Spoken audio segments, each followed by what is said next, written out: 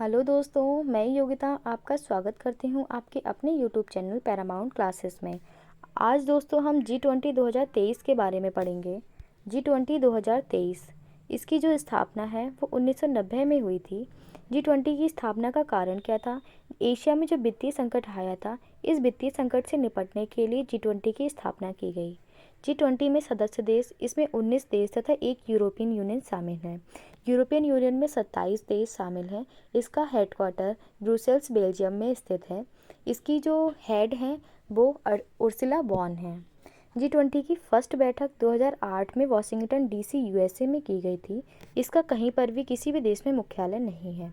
G20 ट्राइका G20 ट्राइका वह 3 देशों का एक समूह होता है जिसमें G20 की जो बैठक हो चुकी हुई होती है यानी पास्ट बैठक, और जो वर्तमान में बैठक जहाँ चल रही है वह, तथा भविष्य में होने वाली बैठक, तीनों देशों का एक संघ होता है।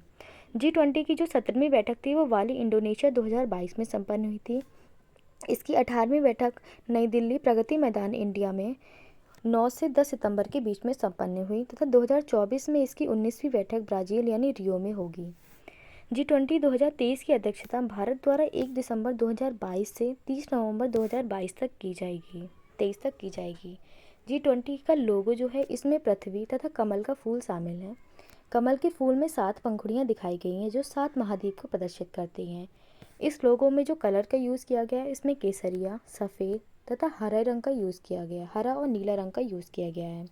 G20 की थीम, G20 जो की थीम है ये वसुधैव कुटुंबकम की थीम पर आधारित है, यानी one earth, one family, one future, यानी हमारा जो संपूर्ण विश्व है वो एक परिवार है। यह शब्द जो है महाउपनिषद से लिया गया है। G20 2023 G20 2023 की अध्यक्षता भारत द्वारा की जा रही है। यह भारत मंडपम नई दिल्ली प्रगति मैदान में इसका आयोजन किया गया था। G20 समिट में रूस के राष्ट्रपति पुतिन तथा चीन के राष्ट्रपति शी जिनपिंग ने भाग नहीं लिया था। G20 में जो गेस्ट कंट्रीज थी, हमारी 9 कंट्री को गेस्ट कंट्री के रूप में इन्वाइटेड किया गया था, जिसमें बांग्लादेश, मिस्र, मॉरिशस, नीदरलैंड तथा ओमान, नाइजीरिया, सिंगापुर, स्पेन तथा यूएई को बुलाया गया।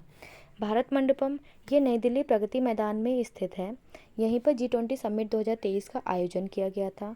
भारत मंडपम में नटराज की प्रतिमा को स्थापित किया गया। यह प्रतिमा 27 फीट ऊंची है, जो विश्व की नटराज की सबसे हाईएस्ट प्रतिमा थी।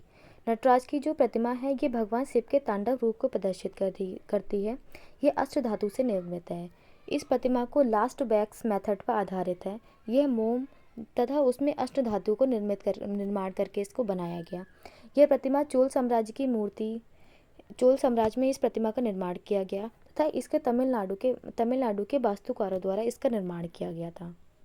नटराज प्रतिमा की विशेषताएं।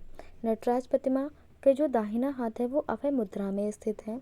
इसके एक हाथ में डमरू को प्रदर्शित किया गया है जो ध्वनि यानी सृजन का प्रतीक है। दूसरे हाथ में अग्नि को दिखाया गया है जो विनाश का प्रतीक है। नीचे पैरों में एक मानव को दिखाया गया है, यानी ये मानव के अहंकार को समाप्त करने का प्रतीक है। G20 का G21 के रूप में परिवर्तन। G20 में जब हमने अफ्रीकन यूनियन को शामिल किया तो ये G21 के रूप में परिवर्तित हो गया। अफ्रीकन जो यूनियन है वो G20 का 21वां सदस्य बना। G21 इसमें 19 देश तथा 2 यूनियन शामिल हैं, एक यूरोपियन यूनियन, दूसरा अफ्रीकन यूनियन। अफ्रीकन यूनियन क्या है? अफ्रीकन यूनियन में 55 देश शामिल हैं। ये अफ्रीका का एक संघ है, देशों का संघ है। इसकी स्थापना 1963 ईस्वी में हुई थी। इसका हेडक्वार्टर अदिस अबाबा यानी इथियोपिया में स्थित है। इसकी अध्यक्ष जो हैं वो अजाली ओसेमानी हैं। G20 बैठक में एक ग्लोबल फ्यूल अलायंस की घोषणा की गई। ये अलायंस क्या है? इसमें पेट्रोल में 20% एथेनॉल को मिलाया जाएगा जिससे कार्बन उत्सर्जन का एमिशन कम हो सके। कार्बन एमिशन का जो लक्ष्य है उस लक्ष्य को इंडिया ने 2070 तक प्राप्त करने का निर्णय लिया है। नई दिल्ली घोषणा पत्र क्या है? नई दिल्ली घोषणा पत्र जो है वो G20 में इसको उठाया गया था, जिसमें 73 मुद्दे शामिल हैं।